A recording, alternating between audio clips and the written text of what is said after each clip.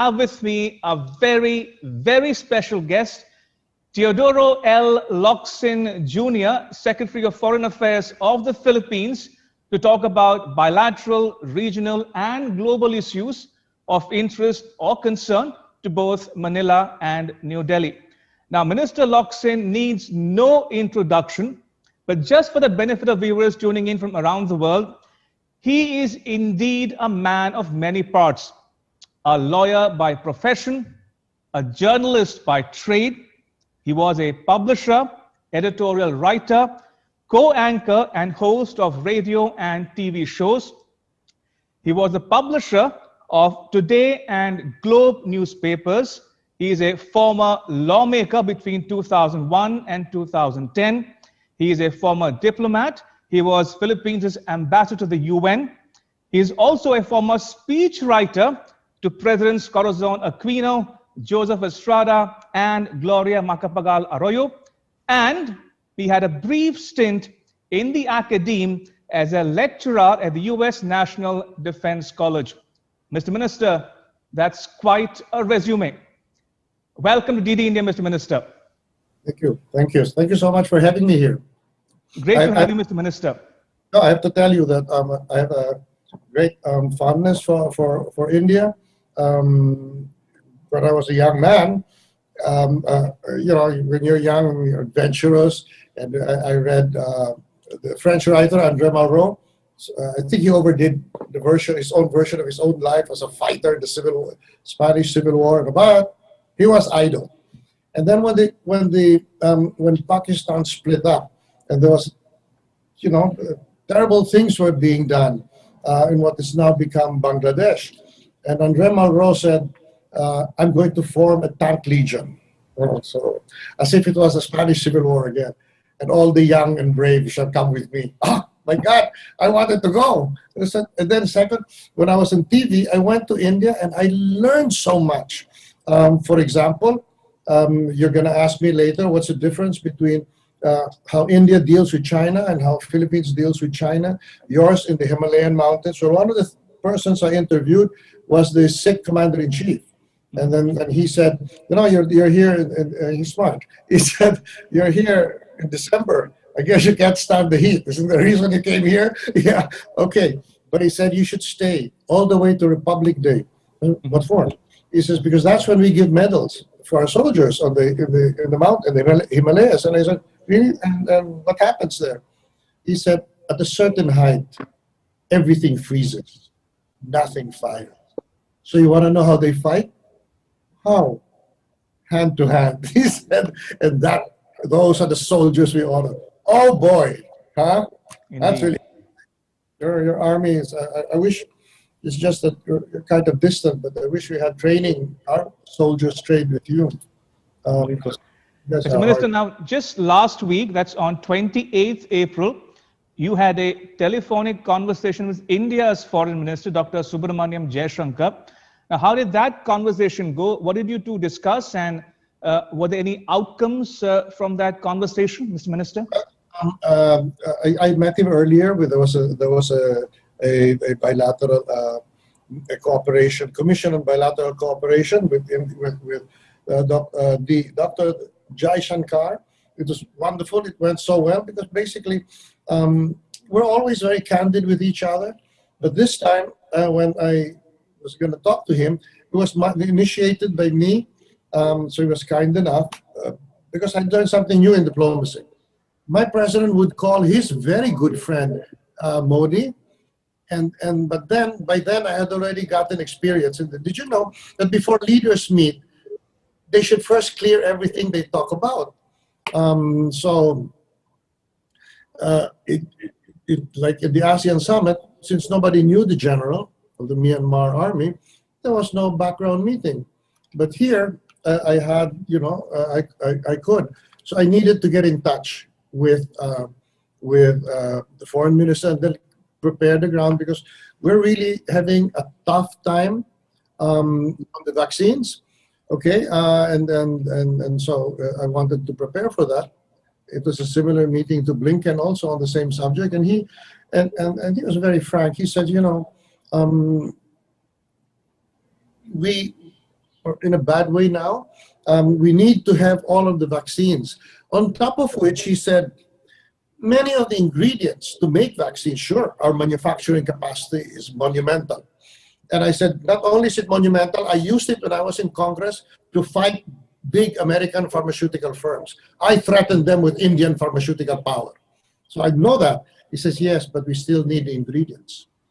And the ingredients, are not available in this pandemic. So we can have all the factories in the world, but it's hard to make it. And so, but I can tell you, he said, the minute we have those ingredients, the minute we start rolling out here, I won't forget you, my friend. That's good enough for me. On top of which, I learned so much from him because he just wrote a book, The India Way. Oh, wow, beautifully written. And I use that in some of my engagements, especially on Myanmar.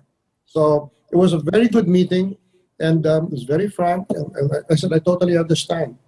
I think what happened to you has happened to us. We instituted a strict lockdown. Mm-hmm. I tell you, that one worked. It worked so good, it almost killed off our economy because everybody stayed home. Everyone was paranoid, but you couldn't. So we open, and then it goes up. We close it again, etc. But then the announcement came out that vaccines are coming, and in fact, some vaccines donated by COVAX, best, came in, and people said, "Oh, well, there's salvation." Everybody put down their mask, and that's it. I said, "What more?" I said, "India." Indians wake up and know it is a fact.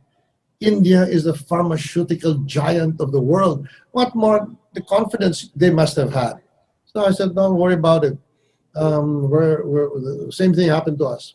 So deeply appreciated. And I know that time is coming when India will be able to help us tremendously. Mr. Minister, talking about the pandemic itself, how is the Philippines coping with the challenges of the pandemic?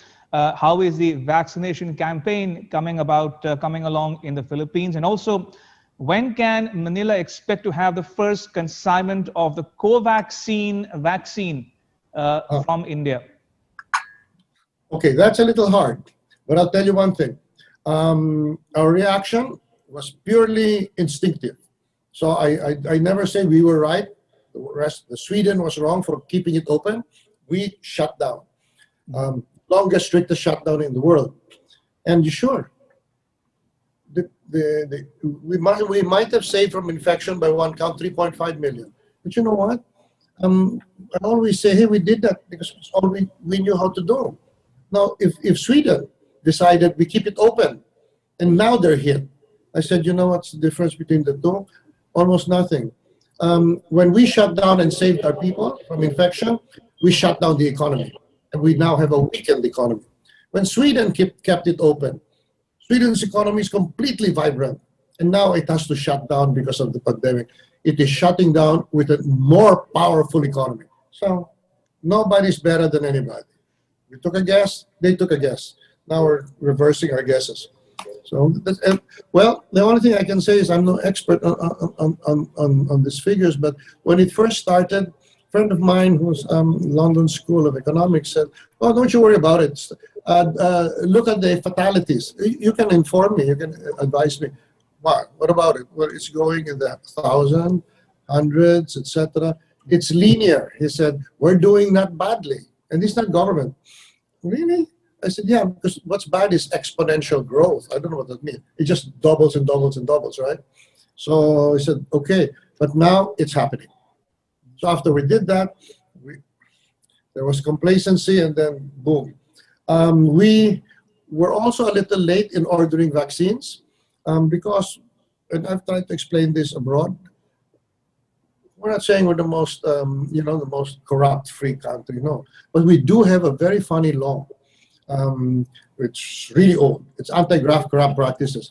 If you were to borrow from a foreign country and the rate is 2%, interest rate. Then somebody goes to another country, say it's between China and Japan, and says, "What would you lend for this?" And Japan says, 1%. That guy who signed on to 2% can be charged. So of course, we sent out emissaries, they're terrified. I can't really sign this now yet because I have to, And that irritated a lot of vaccine suppliers. But now we're taking our chances, and so we're going out. But at this time, Europe has clamped down because apparently they had their own reasons for not ordering early. And now the pandemic and the manufacturing center of vaccines is in India, makes it impossible to produce in the quantities only India is able to. So I'd say we're having a hard time, and I don't like to compare. I don't like to compare because of different circumstances, and we have their own faults. We delayed. We were afraid to sign, and but on the other hand, you might help me with this. One man we all admired, Justin Trudeau. He ordered multiples of population in vaccines, and he bravely signed on. I understand he didn't get it anyway. So I don't know in this pandemic. So you just do the best you can. At the end of it all, I told Anthony, because they had also over-ordered, I said, you know what, it's no one's fault. And it's great that you over-ordered, because now by over-ordering, you have more vaccines than you need, but they exist. Supposing you did not over-order, those vaccines would not have been made. They would not exist, and now I cannot buy it from you. So I don't think anyone is guilty of bad faith. You come to the job with your fears and weaknesses. So. Indeed. Now, I'm told, Mr. Minister, and correct me if I'm wrong, but Philippines could get the first shipment of Covaxin from India in the next few weeks. But generally speaking, in terms of the big picture relationship, how would you describe Philippines-India ties in all its forms and manifestations, be it political, economic, trade and investment, people to people, or cultural links, number one? And number two, more specifically, on the 2nd of March this year, both sides signed an agreement for the procurement of the BrahMos missile from India.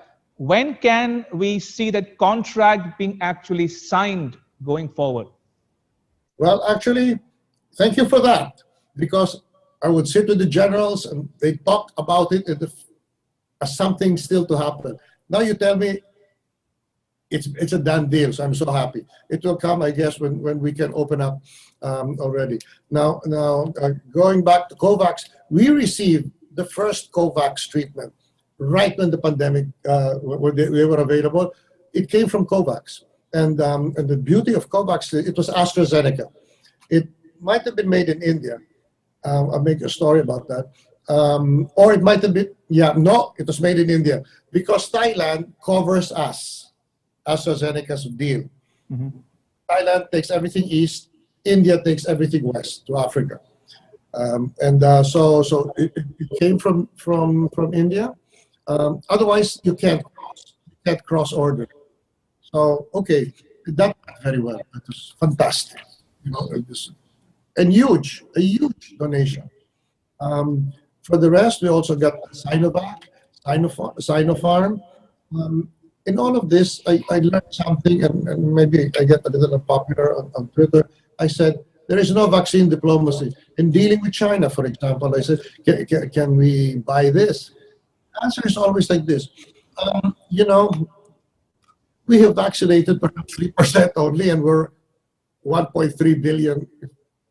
So we don't like to do contracts, because that's a commitment to part with vaccines that we need for our own people. So you know what? We donate. But I'm willing to buy. And he said, but when I donate, I control the quantity. He goes, everyone is doing the best they can. No vaccine diplomacy anywhere, as far as I know. It's what they can give, and China's commitments is around the world. But really, their focus, like all responsible governments, is on their own people. So that's gone very well. How are we doing? Well, we're waiting for the vaccines. I am told that the local government units really roll out whatever vaccines we had very efficiently. So let's hope for the best. Now, on other fields, as I said, when it comes to India, I think you're the 14th trading partner. When it comes to pharmaceuticals, as I told you, I was on the floor of Congress fighting Pfizer and the big pharma. And the only thing I had to fight them with, because there's always hints that we can impose reprisals on you. I said, no, you can't. And the big pharma were in the gallery of the Congress. No, you can't. And after my statement, I want you to get out of that gallery because I have India behind me. And we passed the Cheaper Medicine Act. So it's a good feeling. India leaves a good feeling with us. And then, of course, when I went to school, when I went to the law school in Harvard, I had a paper. Old age now prevents me to name the paper. But it was a paper that's on something that affected me. We had the oldest newspaper in the country, the oldest family here. On September 21, midnight, they shut down our paper in 1972 with the declaration of martial law. We went to court. The father was in jail. So we went to court and to argue with the Supreme Court. And the Supreme Court said, when the guns speak, it's a cheap proverb. The laws fall silent. In short, they confessed their inability to give justice. In India, when the issue came up with Indira Gandhi's emergency law, the great Indian Supreme Court produced what I know for a fact, because I used it for my paper, it was my thesis, was a decision this thick, written with utmost elegance and the deepest scholarship. The Indian Supreme Court trashed the emergency rule. And that was why, after I came back and I taught in my law school, I said, and my dean, Father Bernas, the greatest constitutionalist in the country, said, Marcos did not impose martial law on the Philippines. It was the Philippine Supreme Court that did that, when they said, we're backing off. So we have many good memories. Indeed. Mr. Minister, just a quick follow-up question on the bilateral aspect of the relationship, specifically in the area of defense. Now, as I mentioned before, on the 2nd of March, both sides signed an agreement for the procurement of the BrahMos missile. Can we expect some forward movement on that count in the immediate term, the near term? Well, I gotta tell you, I try. Although I say that foreign policy in my watch is the fist and the iron glove of the armed forces. You point me in the direction to fire a diplomatic protest, I'll do it, because I work hand in glove with the military. But on that one, they didn't tell me that. They did initially express interest in the BrahMos missile system, possibly one of the best in the world and the most reasonably priced. So I'd have to go back to, you can call me again and have another time with you. Sure. I can to my defense minister when that's up. All right. We're all looking for submarines. Right, fair point. There have been reports of the Philippines lodging protests with China about its activities in the South China Sea, or the West Philippine Sea as Manila calls it. Now it comes on top of a number of provocations or actions or incidents on the part of China in particular, including the Chinese Coast Guard confiscating a Philippines fisherman's devices in the West Philippine Sea, number one. Number two, in 2019, for instance, a Chinese Coast Guard was spotted patrolling near the Ayungin Shoal, a teardrop-shaped island or atoll located in the Calayan Island group, and also the reports of Chinese maritime militia in the waters. What does Manila make of Beijing's intentions behind these actions? We came in, my administration came in after we'd lost the Scarborough Shoal. But to the credit of the previous administration of President Ninoy Aquino, Cory's son, he had lodged the case in The Hague, and we won the arbitral award. I must tell you, and I've told this to the Europeans, we won that all by ourselves, no help. Half our friends wanted to sell us down the river. The other half were preparing to sell us down the river. So we did it there, we won it. Now, how do we get it back physically? That's another thing altogether. But now we lodge a protest to any violation of our sovereignty. For example, on the issue of the Coast Guard law, they come up with the Coast Guard law. Mm-hmm. And people are angry. And I say, what are you angry about? Yeah, but they came out with the Coast Guard law. Hey, look, we just came out with a law on parking tickets. what if there's a Chinese? You shouldn't issue a law on parking tickets. It's our prerogative. It's their prerogative to make any law they want. They can claim the whole planet if they want. But you know what? It doesn't affect me. I said, and I don't want. They said, okay, we have to study this to avoid accidents. You know, in the South China Sea. No, I forbid all government officials to study Chinese Coast Guard law. We are going to send our ships out, do business, fish, patrols, as if there was no Chinese Coast Guard law, until one day there is a misencounter. Our boat sinks. And guess what that does, according to Secretary of State Pompeo? If it's a Greyhound, or a public vessel for that matter, like a Coast Guard vessel, it triggers the Mutual Defense Treaty between the United States and the Philippines. And that will be regarded as an act of aggression on the United States. And that's it. As I always say, well, once that happens, it triggers the MDT, and that triggers World War III. So that some military guys in Beijing call my ambassador, what's wrong with your foreign minister? He just threatened World War III again. He says, sir, what am I going to tell them? Well, tell them to read the Mutual Defense Treaty. That's what it does. So I'm just stating a fact. One mistake. You come here, you want to show off, and what if you bump us and we sink? That's it. You might say, will the Americans go to war? We don't know. But I'll tell you one thing. A long time ago, when that was an issue, would the Americans come to us? That was 1987, 88, in the event of a misadventure, because we are just colored people. Our nationalists like to talk like that. We're just colored people. Why would they? That's why I went to the Pentagon. I was with Mrs. Aquino, her right-hand man. And says, they're asking, would you? You know what they said? We don't care what color you are. You can be green for all we care, or purple. We make a formal treaty of mutual defense with the Philippines on this side of the Cold War. With Germany, we made one. They're completely blonde and blue-eyed. You're brown and black-haired. It doesn't matter to us. They attack you, it's an attack on us, we go to war. Because if we did not, the German side would say, my God, maybe when it's our turn, the Americans will say, well, once, you know, we were enemies, so I guess we won't come to your defense. No, the American Pentagon said it's a matter of national prestige and honor. When we take an undertaking, whether we like it or not, we're going to do it. So that's how it goes. Indeed. And when we talk about, Mr. Minister, about maritime security or threats posed by China in the South China Sea, in that context, how do you look at the evolution of the Quad or the quadrilateral comprising India, the US, Japan, and Australia, number one? And number two, are you in favor of the enlargement of the Quad to include ASEAN members in general or the Philippines in particular? It's good, yeah, you made that. I made a case for that in the Ricina dialogue. I said, great idea.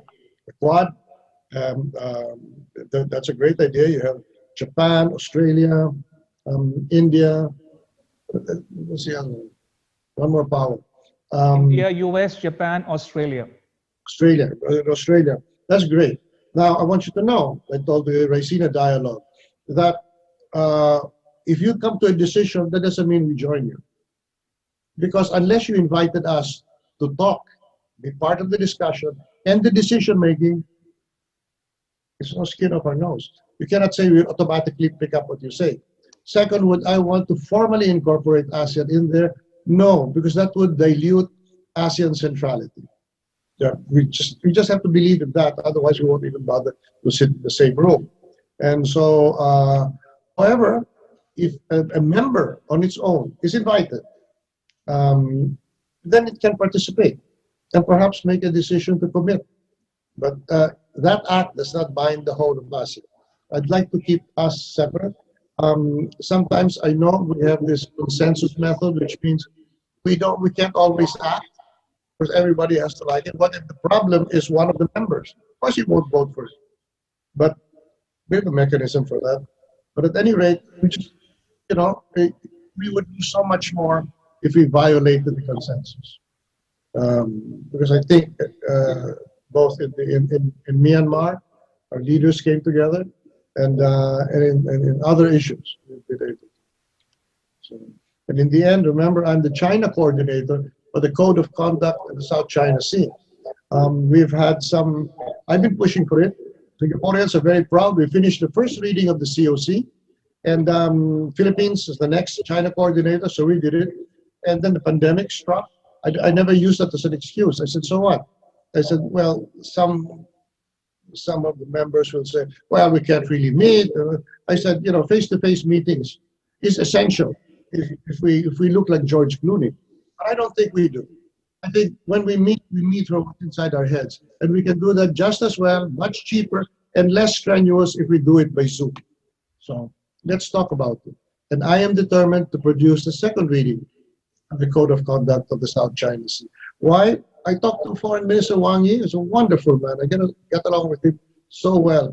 He said, just think of this. We're a great power, but we want to submit ourselves to rules. And that's the Code of Conduct in the South China Sea.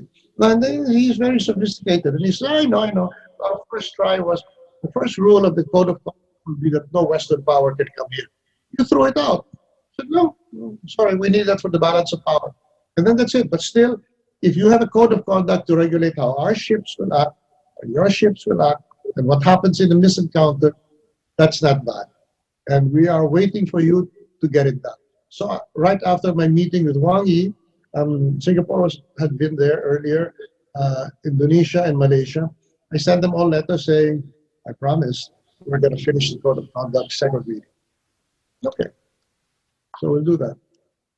No excuses. The pandemic will be no excuse. Indeed. Mr. Minister, you spoke about the ASEAN and ASEAN centrality, but the problem as some in the region view it is that the process or the fact that ASEAN operates by consensus could be a handicap. Why do I say that? Because Myanmar is a good example of that very handicap. I say it because Manila's statement spoke exclusively and clearly about complete restoration of the status quo ante in Myanmar. But, and you were in Indonesia for the summit yourself, the joint statement completely omitted, did not even refer to the release of prisoners in Myanmar. So if I were to ask you, Mr. Minister, what's the way forward in Myanmar? Well, what I recall from the talks that they were vastly stronger than mine. Some were spoken from direct experience, like Hun Sen, absolutely impressed as a man of, you know, he's a general, battlefield general. And they were very strong in condemning the killings. Some speaking from experience said, hey, we're not unfamiliar with fighting. But by God, the numbers that we are seeing, you cannot call that conflict anymore. So the message was there. Why it wasn't reflected, I don't know. In the 1 to 5, they all wanted the release of political prisoners. That I know. And I was very specific. I said, hey, look, I recognize, the general was there, I said, I recognize the central role of the army to keep Myanmar together, a country of intense ethnic divisions. Without you, your country will be Libya. And there's no worse place on earth than Libya, which is a creation of the Western powers. When they decided, we know better than Libyans what's good for them. We're going to avoid a Libyan solution in Myanmar. So that's fine. But I said Suu Kyi, who perhaps people in the West don't want to mention because she couldn't do anything on the Rohingya problem, not much. Hell, you know, the army was in charge. It is an ethnically divided country. Quite a few Burmese are prejudiced. That's really sad. But in that regard, the Philippines is the only country that said, and they would tell me, I don't believe it. In my meetings with ASEAN, the president said, no, we can't have that problem. If the Rohingya have nowhere else to go, I'll take them all in. Because we did it for the Vietnamese. It wasn't our war, but they were victims. So we'll take them in. So on that score, yes, you can have consensus is frustrating. For example, my predecessor, Alan Cayetano, was very strong about helping the Rohingya, or at least make ASEAN come out strongly. So we go in, they go in, he's the one, I'm just New York UN representative. They all sit there, and one of them decides to eat outside. No consensus. He didn't even tell us. That's true. That can happen. But in this case, if we fail, I said at the Ricina conference, if ASEAN fails to have a direct hand, then, for Christ's sakes, why do we call ourselves central? Central in what respect? Nothing. Indeed. You have to be central in a moral sense. And while we believe in the non-interference in the domestic affairs of other countries, how do we define an ASEAN country? It's there in our charter. We, the peoples of ASEAN, not we, the states of ASEAN. So this is not, we are looking out for the people of Myanmar and accept that. And that's how it went. It went very well, and the general took it well, tell you that. So we're hoping it will move a bit forward. I'm hoping anyway, because, and I understand there's a bit, maybe, I don't know, maybe there's a bit of tapering off in the violent reactions. I do know, though, that the introduction of the ethnic groups who are armed may give the excuse that, well, if you want us to be gentle, they got to be gentle on the other side, too. My answer to that is, well, it's not the same. It's not the same between shooting and shouting. It's okay, that's true, but they're also shooting on the other side, right, because the ethnic divisions have joined the NLD. And that makes it a problem.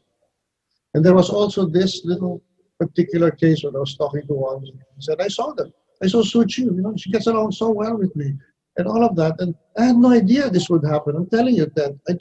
I said, yeah, because I knew it was going to happen. Quite simply, they won 84%. And I said they had a sense of overreach. Oh, God. And I'm sure some European NGOs told them, go for it. So did you see it coming? Did you see it coming in Myanmar? Because he was asking, give me an extension of my commander position to equal that of my predecessor. Keeping in mind that the army restored democracy. Here, we took it away from the dictator. There, it was given, and then Suu Kyi was released to take part in the political process. Fine. So, but in this case, they may have overreached. What is it to extend the guy for 6 more years? But somebody must have told them, look, and the army must have thought, we made this show. We made even the democracy show. And now, really? You know what happened? That's why I'm asking for a return to the status quo. Mr. Minister, you spoke about your address to the Ricina dialogue earlier this year, and this might interest viewers. This is what you said. You said that ASEAN risks becoming morally irrelevant if the situation in Myanmar does not improve. You also said silence on Myanmar could imply consent, and engagement with the Myanmar military would mean complicity. So things are, very bleak in Myanmar, if I can put it that way. Yeah, that's right. In fact, when this thing was being contemplated, you must understand there's a personal friendship between Aung San Suu Kyi and my president, and me also, because she was one of my writers in my newspaper. And today, great columnist, beautiful writing. To me, when you say we are ASEAN, it has to be the people of ASEAN. And I cannot see any excuse to veer away from that correct perspective. If we cannot protect them, our peoples from external attack, our peoples from our own abuses, then I don't know if we want to, if ASEAN should be there at all. And all agree on that there's no one who held back. Even countries that you would know, I won't mention, that have special economic relationships, agreed with that you take care of the people. And some of those countries share a border with Myanmar and said, this continues and there will be no border between us and your problems will spread over to us. So, there.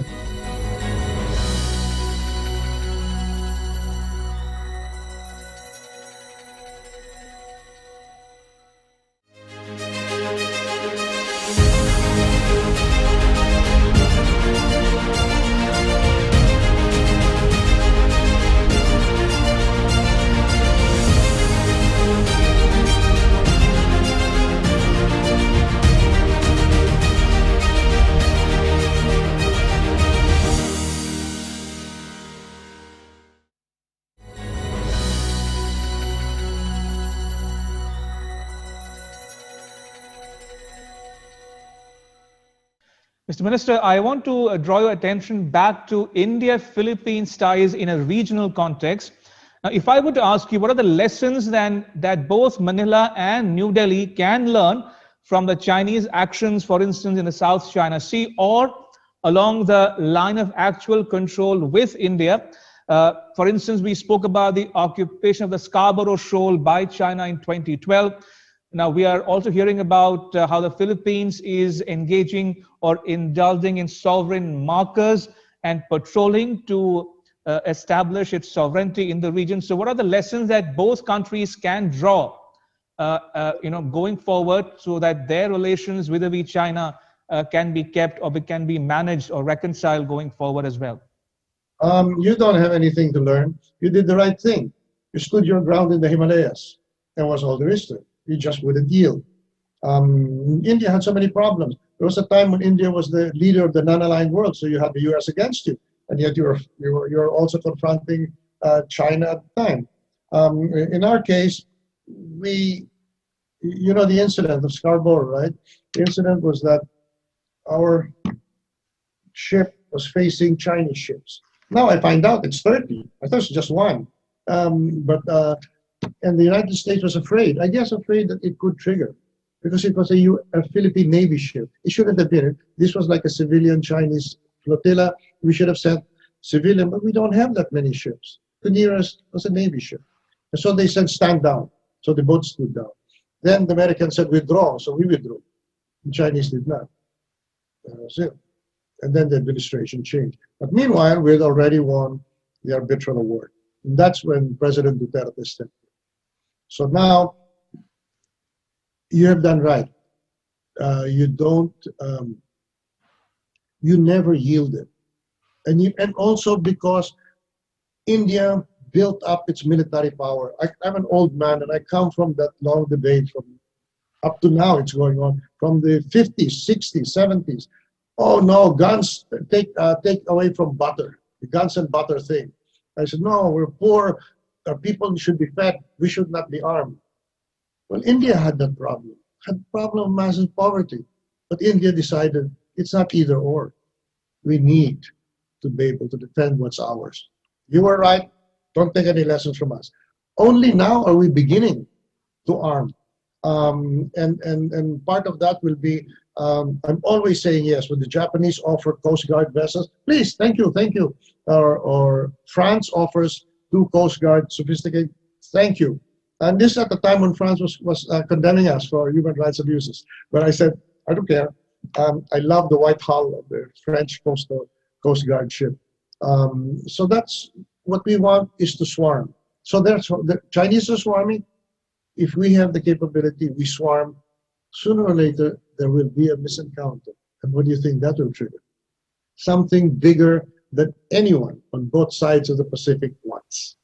So do you think China is actually wanting to pick a fight? I mean, is that a sense you get as well? No. I mean, provoking its neighbors all along the eastern seaboard and including in South Asia. So what's driving the Chinese actions all around? One thing I don't want to do is the familiar excuse of powers to say, well, that's the military faction. I'm the nice guy faction. Foreign affairs, and there's a tug of war. I'm not going to accept that. It's a very cohesive government. So whatever it's doing, it knows what it's doing. My only regret is, and I bring it up all the time, you're not getting anything out of this. All you're getting is an excuse for those who reach out their hands in Southeast Asia. Oh, help us with this. You give them aid, loans, help us with this. And then China says, oh, but can you do this for us? No, because we don't trust you because of what you're doing to the Philippines. See, you're just giving the people you're helping an excuse not to be grateful. No, I said, what is this for? When I went to SIGPAC with my foreign minister there, and they were giving us the usual, technical projection of Chinese power, radiating hemicircles all the way across the Pacific. And I just kept pointing to the reef, the Scarborough, which had been militarized by them, weaponized, reclaimed landing rights, fighter jets, etc. But remember, that's not an island, because the arbitral award says if it wasn't an island then, it'd never be an island, even if you put a So fine. And I kept saying, what about this reef? You know, it also projects its own power. And the guy presenting would say, you know how they are, and sometimes Americans can get rude. I said, so I keep quiet. And then he says, it's projecting from here. What about this reef? Finally looks at me, do you mind? I said, you know that reef? In the first 30 minutes of conflict, we can send a heat missile there. And I can turn that into a Coca-Cola bottle. Coca-Cola bottle? I said, yes, don't you know sand is what they make a glass with? There it goes. So it is not even a strategically or tactically important, what we call ordnance platform. On top of which, unlike in this age, mobility is all. It's stationary. Us, on the other hand, what do we offer the world? Whereas we are, to borrow MacArthur's words, we are the biggest aircraft carrier group in the world that cannot be sunk because it is our archipelago. Each of our islands can be a turret, facing this way or facing that way. It's up to you. So keep on our good side. Indeed, indeed. Now, let's talk a bit, Mr. Minister, if you will, about the US-Philippines relations. Now, does Manila want to revisit the 1951 Mutual Defense Treaty? If so, why? And the reasons for the Philippines withdrawing from the naval exercises with the US in the South China Sea a few months ago? Okay. No, we do not want to review that. Let me put it this way. I'll be vague. The chief protagonist of the United States, I thought that would be an issue that they would like. And so I brought it up. And they said, don't touch that.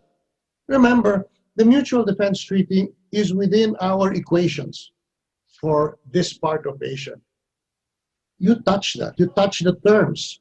We'll have to rethink our strategy again. But nothing, that's of no advantage to us. We know already how to deal with that while it's there. So you take that out, you introduce a giant unknown. Same reason why when we abrogated, because of some abuses caused in the jurisdiction and custody of erring American servicemen. You know, the boys will be boys, as they say. Terrible thing to say. You know, they abuse a woman and stuff like that. But the point is, so out of irritation, the army wanted it reviewed. That's only the operational agreement. It doesn't touch the MDT. What happens when the American ships come and people get off, and then they have to bring the population? Well, the Chinese don't like it to be changed either. Just leave it alone. What's the matter with you? You know, we know already. We've studied this equation, and apparently that's how it is. And so I suspended the initial abrogation of the Visiting Forces Agreement, and now we are in talks to see if we can remove some of the irritants on jurisdiction. And I pointed to the Americans that we're not just angry people, easy to irritate. What happened when Pemberton, the man who killed a transgender, he was a Marine, and it was proposed that he had served time, he is entitled to time off for good behavior in his sentence. And when it came out, the president just let the process go on. Then suddenly, somebody said, no, he cannot be released because none of us were watching his cell to see if he was behaving well. And the president looks at me. Ambassador Sung Kim had just arrived. He was going to say goodbye. The two guys are best friends. And he said, Dad, who built the detention facilities where the van was built? We did. Did we put windows? No. And now you're going to blame him because no one was watching him to see if he was on good behavior? And he said, I'm a prosecutor. That's my whole job when I was young. I was a prosecutor going to court. You can never hold a man to account for something you never even saw him do. And he wasn't hiding. We created the problem. So he said, I'm going to pardon him. The Secretary of Justice was outraged, and he looked at me and he said, did you put him up to this? I said, no, he thought of it all by himself. I said, because I'm not a prosecutor. And that's what happened. The United States was shocked because he's a practical man, a man of practical wisdom. He's a local mayor He was a local prosecutor. And he thinks that way. You better approach him on that level, because he knows the one-on-one thing. He's very proud of that. He's got a good instinct. There was a Pemberton out. So we hope it turns out that way again. Mr. Minister, very quickly, I wanted to seek your views on multilateralism as it obtains today, particularly in the context or the aftermath of the COVID-19 pandemic. How do you look at calls for reform of the United Nations in general and the UN Security Council in particular? Well, you were saying on multilateralism. Well, I'm a journalist, so I come. We have our prejudice. I always said, because when the UN, I would be asked, can you vote for this, so that they owe us a favor, so that one day, when we need, we're retiring, we want to retire in Geneva, they will vote for us to go to Geneva. I said, no more quid pro quo for personal advancement post-retirement. We vote according to the national interest for whatever is right out there. So I said, no, we're not going to do that anymore. Because I had no very great admiration or respect for multilaterals. Then comes COVAX. It's not only because COVAX immediately came in to help us. Because in a way, okay, why not? We dropped the ball. We were among the first. Mike Pompeo gave me a huge shipment of Pfizer. Because he was still, that was January, so he was still Secretary of State. But again, our lawyers were saying, oh, we don't know what that means, we don't know what it means. And the next thing you know, they're out of power, and the thing goes to Singapore. So I said, no, we're not going to go down that road. We're going to take care of ourselves here. Yeah. Suddenly, COVAX comes in, as I said, and what do I find out? Just, anecdotally, some people are very sick, etc. And I took pity on them, and I said, maybe can I ask the general, maybe I can include them to be vaccinated. They're so vulnerable. And he said, Dad, have you any idea what COVAX is doing? They're covering the whole world. They're delivering on time. And you know what? Every shot of a vaccine is recorded by COVAX. So when they say it goes to the poorest of the poor, they know it is going to the poorest of the poor. Did you notice, he said, it was in India, I think, but it didn't come to us. It went first to Brussels, I guess, to be monitored. Then goes to the target country. Then they know what we're doing with it. So, in fact, our vaccination is really among the poorest and the oldest members of the population. Mr. Minister, you've served as your country's ambassador to the UN. So I have to ask you this question in the context of the UN now. You refer to the July 2016 Arbitral Tribunals Award in favor of the Philippines. And you said in an interview that there would never be an accommodation with China that sets aside the arbitral award. But the fact remains that China continues to build new facts on the ground or at sea. And so in that context, what's the way forward for the Philippines in terms of protecting its sovereignty? Are there any legal or political remedies available to Manila, or is it to be resolved bilaterally between Manila and Beijing? Well, number one, I will never bring it to the United Nations like some politicians here. They want me to bring it to the United Nations. Obviously, I won't be there, so that they can go. And when they're arguing a losing case before the UN General Assembly, while they're arguing a losing case, they're getting votes for the 2022 election.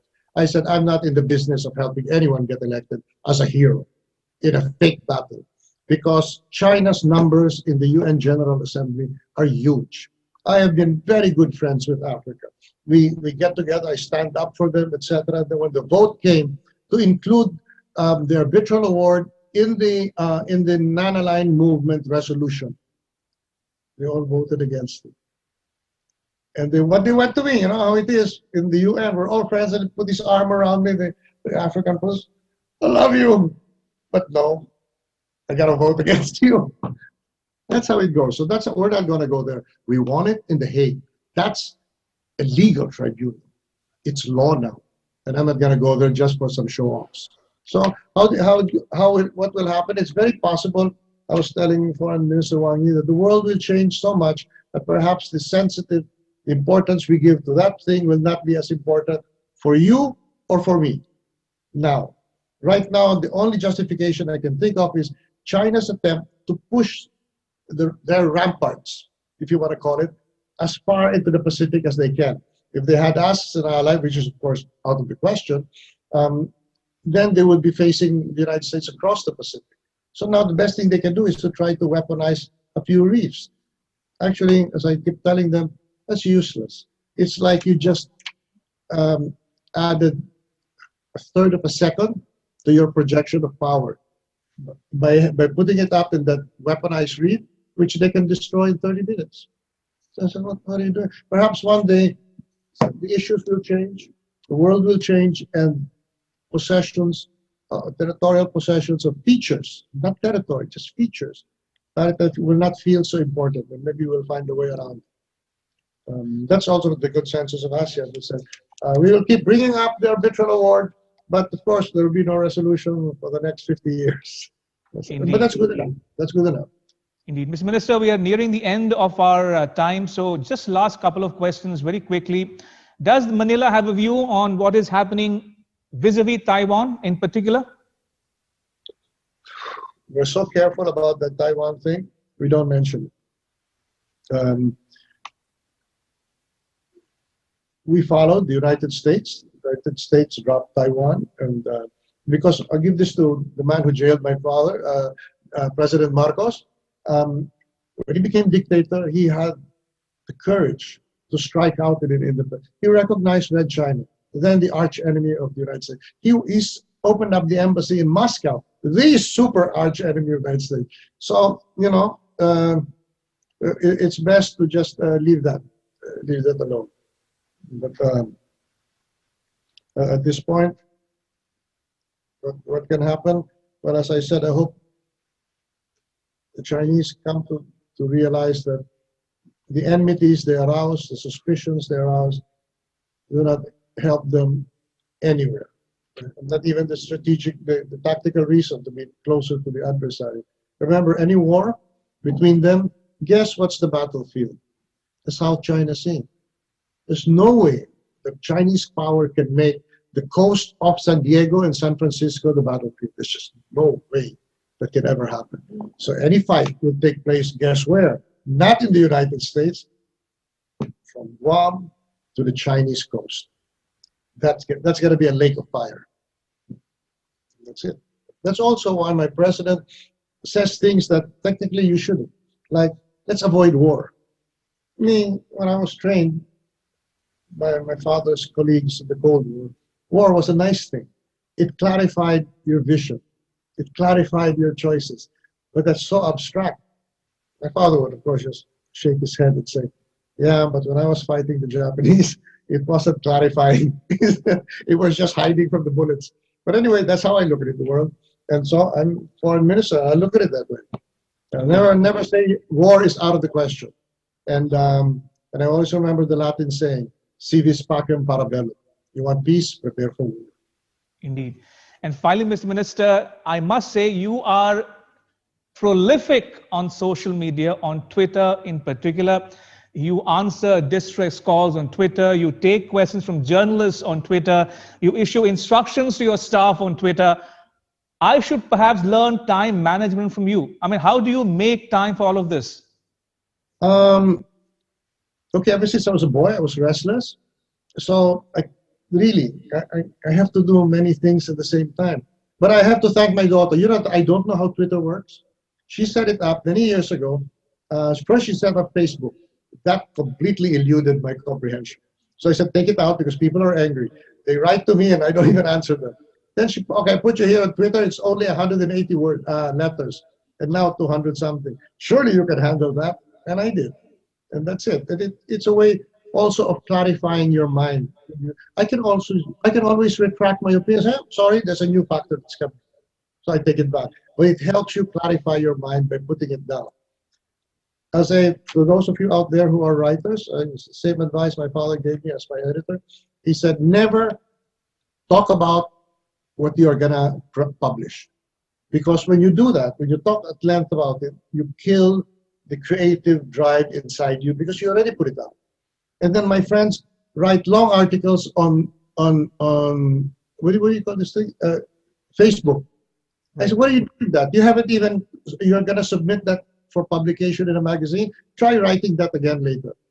You've outwritten it. You've written it down. Forget it. I said, so the one thing about Twitter is if you have an idea, you can put it out, and that's all. You haven't tampered with it so much that you lose the interest to expand it at length. So for all of us in journalism, Hemingway was right. Never tell your story. Write it. Absolutely. In conclusion, Mr. Minister, you've studied law, you've practiced law, you were a journalist yourself, you were for some time in the academia, you are in politics, you were in diplomacy as well. If I were to ask Mr. Minister in conclusion, what's your first love? What do you love doing most? What I love doing most after all of that? All of that? No, after all of that, I have no regrets. I have no regrets. But what made me happiest was when I was a boy. Really. Because I'll tell you, my father goes to his sister, who is a nun, very holy. And he says, I don't know, but this boy is getting big, and I think he should go to school because he's already 6 years old. And his sister Louise, Mother Louisa says, he's a man. The life of a man is his life of sadness. He will grow up into sadness. He's happy now. Send him back to the province to play in the farm because this is the only happy time of his life. You know what? Look back, your childhood. Wasn't that the best? Indeed. It's behind us, the best. That's why I'm not afraid. What's facing me? What can you take from me? Just my adulthood. But you can't take away my childhood. Absolutely. It's been a fascinating conversation, Mr. Minister. May I thank you once again for making time for us here at DD India. Thank you very much. Appreciate it. Thank you, sir. Thank you. And that's a wrap. But news continues here on DD India. You can catch all the latest updates on our social media, mobile and digital platforms. Thanks for watching. Bye-bye.